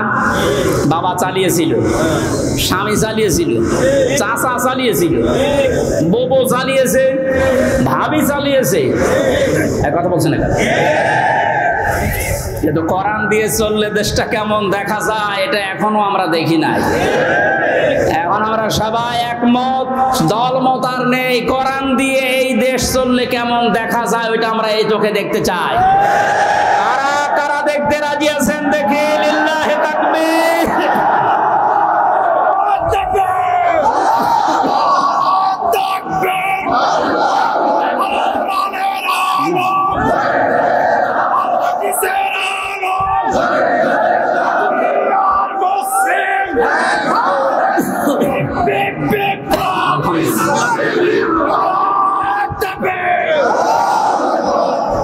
কোরআনের খাদেম আমরা যারা এখানে বসে আছি, আমাদের কোনো টেনশন নেই। কায়েম হলেও এদেশে ভালো, না হলেও আমার কোনো লস নেই। আমার বেতন আছে বিকাল 5টায়, তার নাম জান্নাত, ওটা আল্লাহ আমাকে দেবে।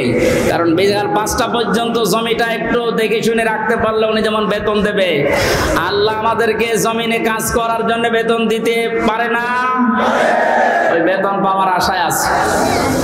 কিয়ামতের ভয়াবহতার কথা আজকের তেলাওয়াতকৃত আয়াতগুলোতে ছিল, যেটা আমরা বলেছিলাম 1 ঘন্টা, এই জন্য খুব তাড়াতাড়ি করছি, সামারাইজ করছি। আল্লাহ রাব্বুল আলামিন সূরা হাক্কাত 52টা আয়াত দিয়েছেন। কিয়ামতের যে ভয়াবহ দৃশ্য, এগুলো আল্লাহ তুলে ধরেছেন প্রথম থেকে। পুরাটা তাফসীর করতে গেলে অনেক সময় লাগবে। সামনে আরো 2টা মাহফিলে এলাকায় আছে, আমরা ওখানে ধারাবাহিকভাবে বলবো ইনশাআল্লাহ। আজকে খুব কম সময় নিচ্ছি। হাক্কাতের 19 থেকে শুরু করে যতটুকু পারা যায়। আল্লাহ রাব্বুল আলামিন বলেন, ফাআম্মা মান উতিয়া কিতাবাহু বিয়ামিনিহি ফায়াকুলু হাউমাকরাউ কিতাবিয়া।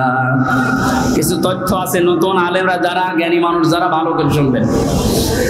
আল্লাহ পাক বলেন, কিয়ামতের কঠিন ময়দানে যেদিন বিচার শুরু হবে, ফাকাইফা তাত্তাকুনা ইন কাফারতুম ইয়াওমা ইয়াজআলুল ওয়িলদানা শিবা। এত কঠিন ভয়ঙ্কর সালসালা অবস্থা তৈরি করব, যুবক মানুষ বুড়ো হয়ে যাবে। ও বাংলার মুসলমানেরা, 8টা 8টা বছর যে লোকটা আয়না ঘরে ছিল আজকে দেখতে পেলাম। এই যে ব্যারিস্টার আরমান, যুবক বয়সের যে ছবি, 8 বছরে তার অবস্থান কোথায় গিয়ে দাঁড়িয়েছে আপনি তাকান। তা তো 8টা বছর জুলুমের স্টিম রোলার চলার কারণে তার অবস্থা এখন এই। অথচ আল্লাহ জানিয়েছেন কিয়ামতে এমন ভয়াবহ অবস্থা তৈরি করব, দৃশ্য দেখেই মানুষ সঙ্গে সঙ্গে যুবক মানুষ বুড়ো হয়ে যাবে। ওনার বুড়ো হতে সময় লেগেছে 8 বছর, কিয়ামতে আমার বুড়ো হতে সময় লাগবে কয়দিন? মুহূর্তের ভেতরে চোখের পলক পড়তে বুড়ো হয়ে যাবে মানে যুবক মানুষ। কি অবস্থা হবে এবার ভাবেন।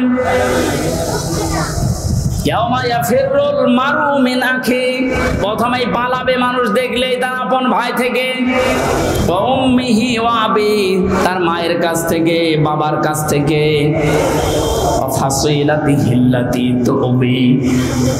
আল্লাহ পাক বলেন তার জ্ঞাতি গোষ্ঠী, তাকে যারা আশ্রয় দিত এই মানুষগুলো পালাতে থাকবে।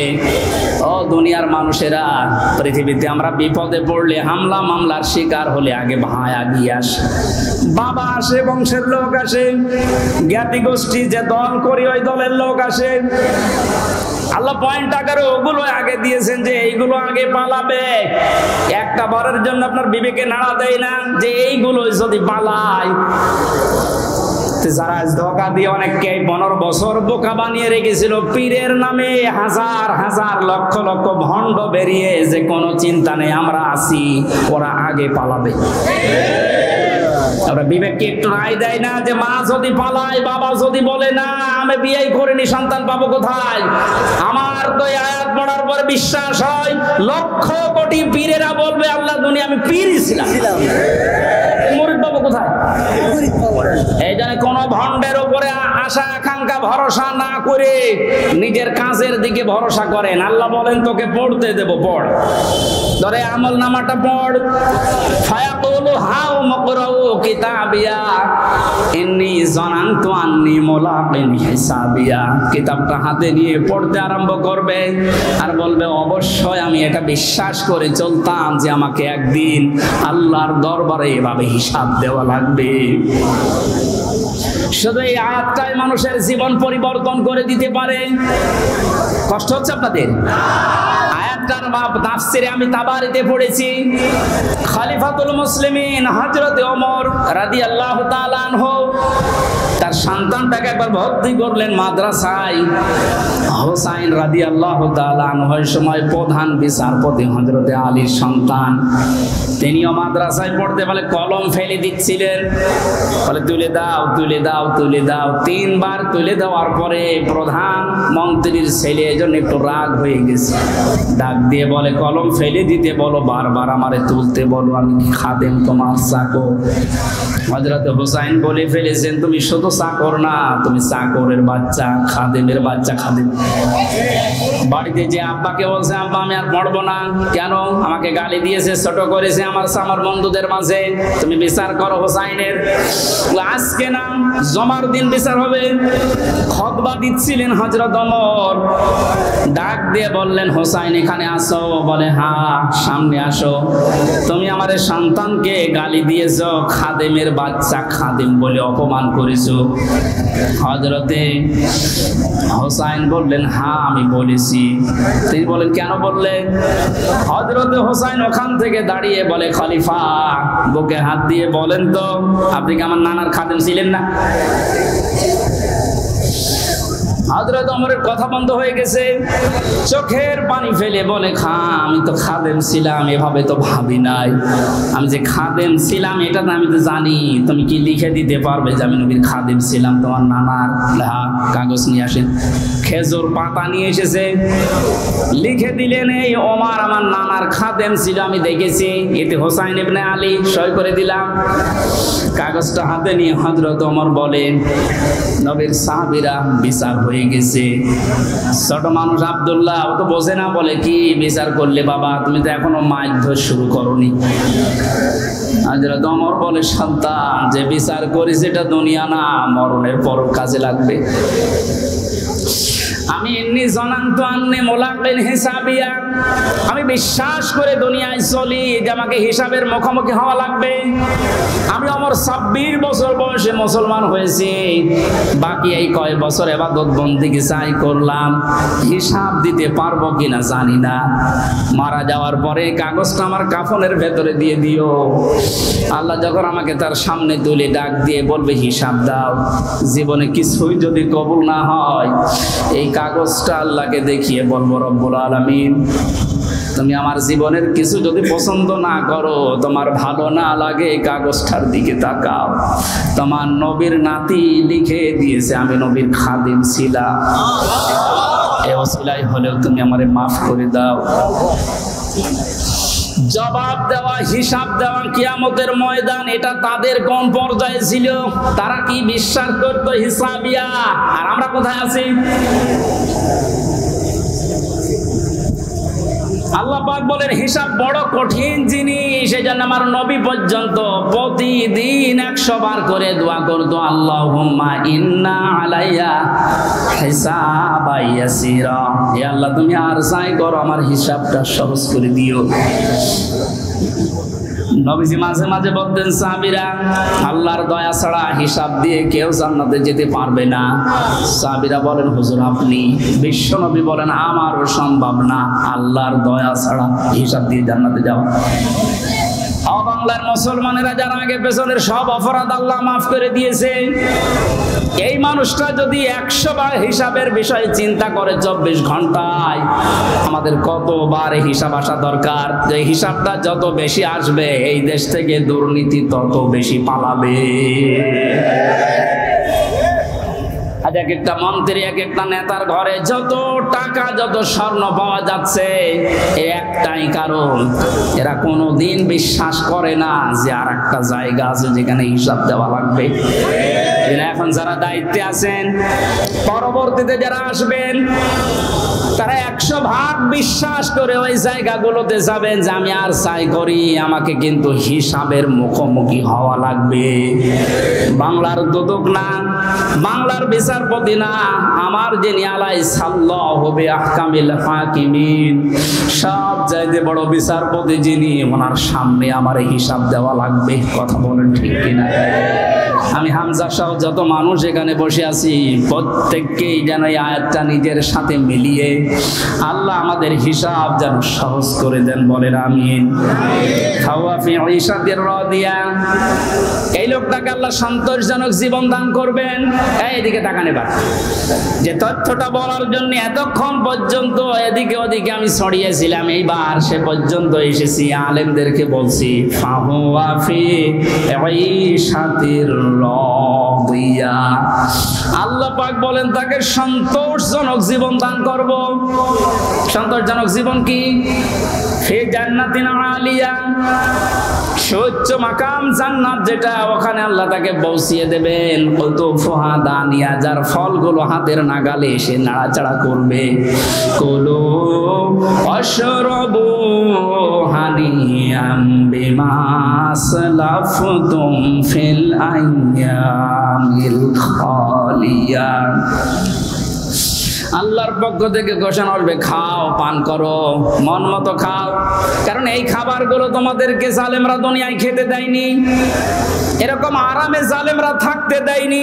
15 বছর অনেকে এই বাংলাদেশে নিজের স্ত্রীর কাছে রাখতে পারে নাই, নিজের ঘরে মাথা দিয়ে ঘুমাবে পারে নাই। এই কথা বলে না কেন? আম বাগানে, বাঁশ বাগানে, এমনকি ধানের ক্ষেতের ভেতরে মশারি টাঙিয়ে 15 বছর কাটিয়েছে এমন মানুষ ওই দেশে আছে। আল্লাহ পাক যেন তাদেরকে হাত ধরে ধরে বলছে, কুলু ওয়াশরাবু হানিয়া বিমা আসলাফতুম ফিল আইয়ামিল খালিয়া, এতদিন যা খেতে পারোনি এখন মন মতো খাও। আমার মনে হয় সেই সময় আমাদের সামনে এসে গেছে। আল্লাহ যেন আমাদের আয়াতটা জীবনের সাথে মিলিয়ে দেন, বলেন আমিন।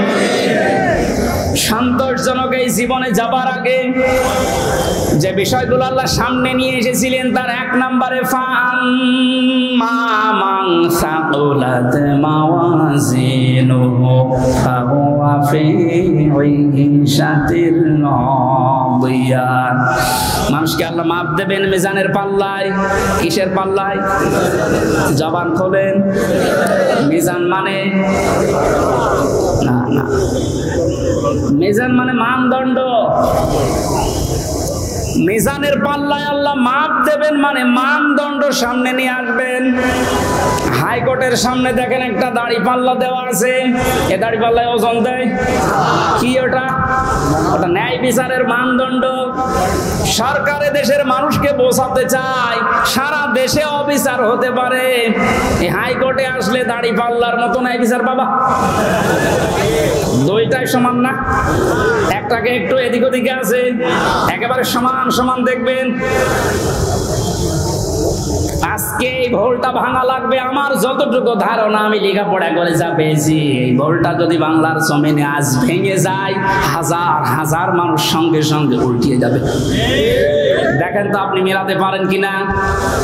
আমি প্রথমে যে উদাহরণ দিকে দুইটা জিনিসের নাম বলেছিলাম, প্রতিটি জিনিস পরিমাপ করার জন্য আলাদা আলাদা জিনিস পাওয়া যায়।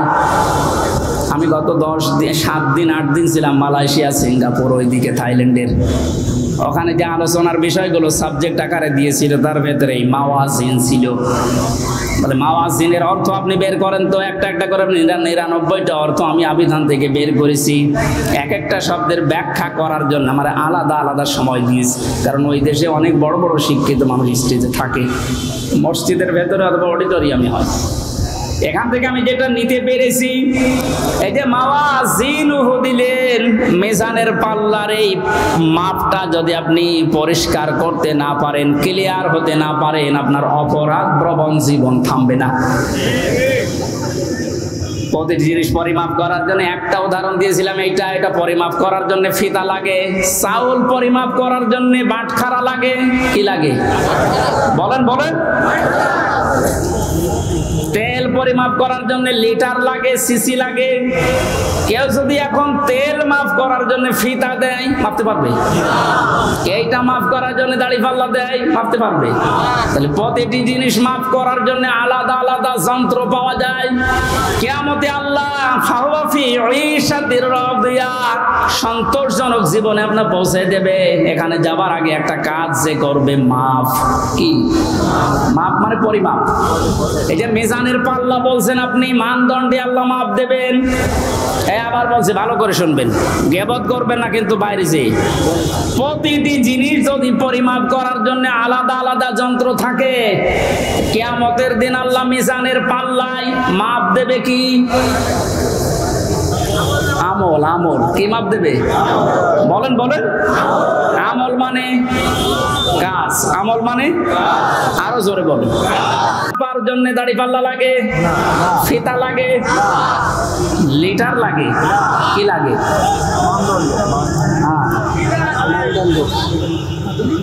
কে বলেছে না? কি ছাত্র ক্লাস করাচ্ছে আল্লাহ জানে। এটার জন্যই তো আসতে হয়।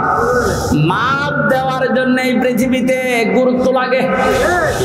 কাজ যদি কেউ মাপতে চায় যে আমি কাজ মাপবো, কেজি দিয়ে মাপা যাবে যে কয় কেজি কাজ। আপনি কি ধরনের বিশ্বাস করেন কিয়ামতে আল্লাহ এইদিকে আমল তুলে দেবে আর এদিকে বদ আমল? আমল মানে কাজ, কাজ কি 5 কেজি হয়? কি বুঝেছেন এতদিন? আল্লাহ মাপ দেবে কি?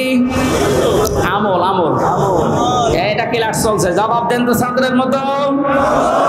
আমল মানে বাংলায়, আমল মানে বাংলায়।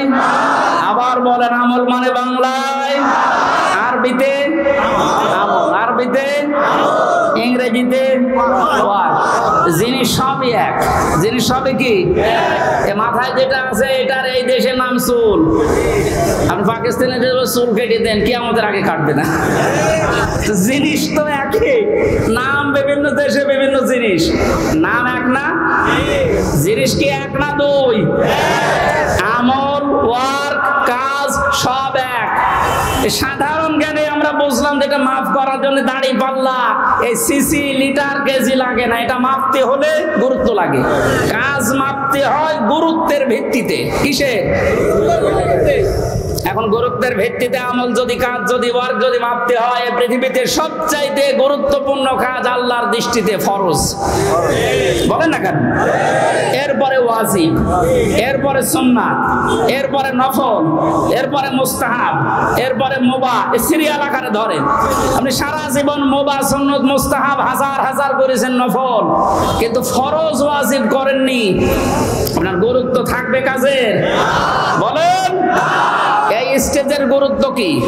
এই যে সামিয়ানা আর এই খুঁটি, এই দুইটা আসল জিনিস। এর ভেতরে আরো অনেক অন্য জিনিসও আছে, না দিলেও অসুবিধা নেই। এই যে লাইট যদি না দেন, স্টেজ থাকবে না? এই টেবিলটা না দিলে থাকবে না? এটা না দিলে বিউটিফাই হবে না। কিন্তু স্টেজ তো মানুষ বলবে যে সামিয়ানা আছে, খুঁটি আছে। আপনার জীবনে ফরজ কাজ 500। কয়টা? আপনি কোরআন পড়েন, 500 শরীয়তের বিধান পাবেন। 499টা আপনি করেছেন, একটা করেননি, আপনার পুরা জীবনের সব আল্লাহ বাতিল করে দেবে। এটা বাতিল যে করিয়ে দেবে, কোথায় পেলে? বলেন। আমি বেশি সময় নিয়ে ফেলছি, আর 5-7 মিনিট থাকবেন না? এই যে নামাজ, আমরা যারা এশার নামাজ পড়লাম, এশার নামাজের ভেতরে ফরজ ছিল 13টা, 12টা আদায় করেছে কেউ, একটা আদায় করে নাই। ওর নামাজে সওয়াব হবে 5টা। কি? 0 শূন্য, কিচ্ছু হবে না। এটা যেমন সহজে বুঝেছেন, কোরআনে কারিমে আল্লাহ 500 আয়াত শরীয়তের বিধান ফরজ এটা দিয়েছেন। 499টা মেনেছেন, একটা মানেননি। আপনার জীবনে সওয়াব হবে 0 শূন্য, কাজের কোনো গুরুত্ব নেই। কিয়ামতে আল্লাহ যখন মাপবে, একেবারে 0 হয়ে যাবে। এই পাল্লাটা ভারী হয়ে যাবে। আমি আশা করি বোঝাতে পেরেছি। এই জন্য জীবনে ফরজ যেন না বাদ যায়। কথা বুঝেছেন? নামাজ পড়া যেমন ফরজ, রোজা রাখা ফরজ, হজ করা ফরজ, সম্পদ থাকলে যাকাত দেওয়া ফরজ, দিন কায়েম করার চেষ্টা করা কি? এইটাকে কেউ যদি রাজনীতি, দুনিয়ার কাজ মনে করে এড়িয়ে যায়, কিয়ামতে ওকে যখন আল্লাহ মাপ দেবে, কাজের গুরুত্বের ভিত্তিতে কিচ্ছু পাওয়া যাচ্ছে না। 12টা ফরজ আদায় করে একটা আদায় না করলে যেমন 0 হয়, কোনো সওয়াব হয় না। আশা করছি কথার অর্থ আপনি বুঝেছেন। এখন না বোঝার ভান করে আছে। আমার মনে হয় আপনাকে ঝড়ে কোদাল দিলেও আর আপনি বসবেন না। যা বোঝার আপনি বুঝেছেন, এখন আপনি আমল করেন। এই পর্যন্ত আমরা যা পড়েছিলাম 25 নম্বর আয়াত সূরা হাক্কাতের। 26 থেকে আলোচনা হবে সামান্তা মাদ্রাসায়। কয় তারিখে যেন ওইটা? যাদবপুর বাজারে কলেজ ময়দানে। ওখানে 26 আয়াত থেকে শুরু করবো। এই প্রচন্ড গরমে আর মানুষের চাপ আমি শেষ করে দিলাম। বারাকাল্লাহু লানা ওয়া লাকুম ফিল কোরআনিল আযীম। আল্লাহুম্মা আমিন। ফেব্রুয়ারি মাসের 26 তারিখ আমার ওই যে লিখিত বই আছে, গাড়িতে যাওয়ার সময় নিজে নিয়ে যাবেন, বাড়িতে লোকজনকে পড়তে বলবেন। রব্বানা যালামনা আনফুসানা ওয়া ইল্লাম তাগফির লানা ওয়া তারহামনা লানাকুনান্না মিনাল খাসিরিন। রব্বুল আলামিন কোরআনের পাখি, বিশ্বনন্দিত মুফাসসির আল্লামা শহীদ দেলাওয়ার হোসাইন সাইদি এবং যে যুবকেরা বাংলাদেশ স্বাধীন করার জন্য জীবন দিয়ে গেল, এই মানুষগুলোর জন্য আজকের তাফসীর মাহফিলে হাজার হাজার লক্ষ মানুষেরা জড়ো হয়েছে। কোরআন থেকে আমল নেওয়ার বিষয়ে যে কথাগুলো বলেছি, তুমি আমল করার তৌফিক আমাদের দাও। কাজ যেন আমরা ইখলাসের সাথে ভালো কাজে আঞ্জাম দিতে পারি, সেই পরিবেশ তৈরি করে দাও। এতদিন পর্যন্ত জালেমের জুলুমের শিকার হয়ে যে মানুষগুলো মজলুম অবস্থায় ছিল, আল্লাহ তুমি তাদেরকে প্রতিদান দিও। তাদেরকে ইখলাসের কারণে, ধৈর্যের কারণে মেহেরবানি করে তুমি দান করো। মাহফিলের আয়োজন করতে গিয়ে তোমার যে যুবক বান্দারা শ্রম দিয়েছে, যারা টাকা পয়সা দিয়েছে, আল্লাহ এদের টাকাগুলো ওসমানের সাথে কবুল করো। রব্বুল আলামিন যারা শহীদ হয়ে কবরে গেলেন, শাহাদাতের সর্বোচ্চ মাকাম দান করো। যারা অসুস্থ হয়ে আল্লাহ তাআলা গুলিবিদ্ধ হয়ে যে মানুষগুলো হাসপাতালের বেডে এখনো পর্যন্ত কাম কাতরাচ্ছে, এদেরকে তুমি শেফায়ে কামিলা আজলা নসিব করে দাও। এখানে হাজারো মানুষ আমরা আছি, আমাদের মনের কামনা বাসনা একটাই, তোমার কোরআন দিয়ে দেশ চলছে, এটা চললে কেমন দেখা যায় এটা আমরা দেখতে চাই। মা বোনেরা পর্দার আড়ালে বসে আছে, এরাও বহু কষ্ট সহ্য করেছে। আল্লাহ মাজলুম মা বোনদেরকে তুমি কবুল করো দ্বীনের জন্য। তাদের পেটে তুমি হযরতে আয়েশার মতো, হযরতে হুসাইন হাসানের মতো সন্তান দান করো। এলাকায় আসলে তোমার বান্দা মরহুম আব্দুল হান্নান, তোমার আলেম বান্দার কথা মনে পড়ে, মাবুদটাকে তুমি কবরে মাফ করে দাও। আল্লাহ তাআলা এখানে যারা এই কথা বললেন, মাওলানা হুসাইন আহমেদ মাহফুজ সহ নাম না জানা যত আলেম এসেছে, আল্লাহ আমার শ্বশুর এসেছে, তার বাবা মাকে হারিয়েছে, তুমি তার বাবা মাকে তার সন্তানের ওসিলায় মাফ করে দাও। আমার মামা এসেছে মাওলানা আলমগীর হুসাইন, তার বাবাকে সে হারিয়েছে, আল্লাহ তার বাবাকেও মাফ করে দাও। হাফেজ মাওলানা আবু সালেহ সহ কত আলেম এখানে বসে আছে, আল্লাহ আল্লাহ আলেমদের দিকে তাকিয়ে বলো আজকের এই মোনাজাত কবুল করে দাও। যে বাড়িতে এসে বসেছিলাম, এই বাড়ির উপরে রহমত নাজিল করো। আল্লাহ আমাদের শরীরটাকে সুস্থ রাখো।